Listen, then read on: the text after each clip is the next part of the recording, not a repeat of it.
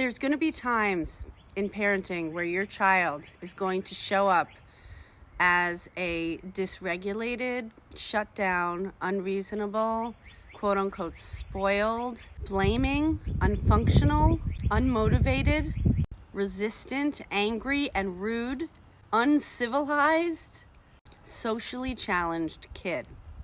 And you're going to take it personally, and you're going to think you did something wrong because your kid should not be this challenged. Your child should be pleasing.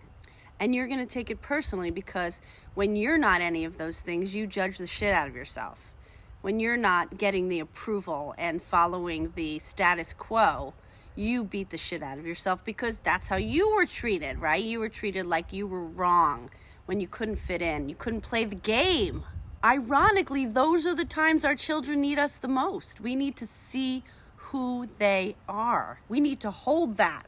The beauty and privilege of being their parent, the preciousness of their essence, while they are just losing it, and they're lost. And maybe they feel, my kid goes through times of despair, and you have to hold that there's hope, there's love, there's truth, there's connection, there's meaning, and you have to be that person, right? And that's so hard because we don't treat ourselves like that.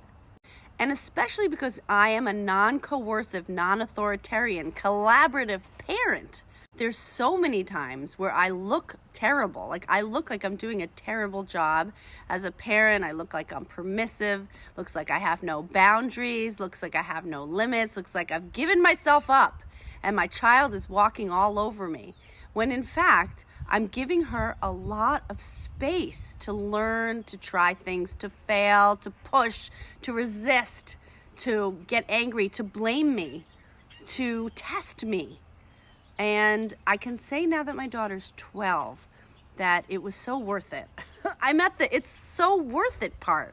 Like living through the storm was worth all the sunshine that is coming out now.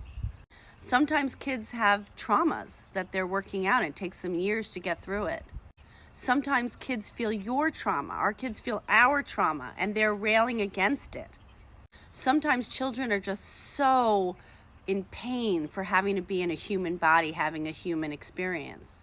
Sometimes children, many times, do not like the way things are set up. They don't like the system. They don't like being forced to do all these certain things and act certain ways and be in certain environments. They don't like it. They don't want it. They're rebelling. And now I can say, because I'm 7 years into a non-coercive collaborative approach, that all the grace that I gave my daughter during her really challenging years, she is giving me now. I get really triggered about all kinds of things, and she's so patient and kind with me. The other day, she had a really bad cold, and she was out on the porch with her friend. And the next day, she had this really big thing she was going to do. So I came out, and I was all worked up, and I was like, hey, why are you out in the cold? You have a huge day tomorrow. I don't want you to get sick, like the regular parent lecturing mode. And she goes, Mom, do you want to say that a different way? It's like in those moments we just reverse roles. And I was like, okay, yes, I notice I'm getting anxious because I don't want you to get sick and you're out here. And she goes, okay, I'll come in now. It's like she's giving me so much grace, and she's starting to like show up and help and support things. And it took a really, really long time. So I'm here as your cheerleader to say, the flowers are under the ground and we can't see them blooming yet. And we have to be the ones who trust that they will bloom.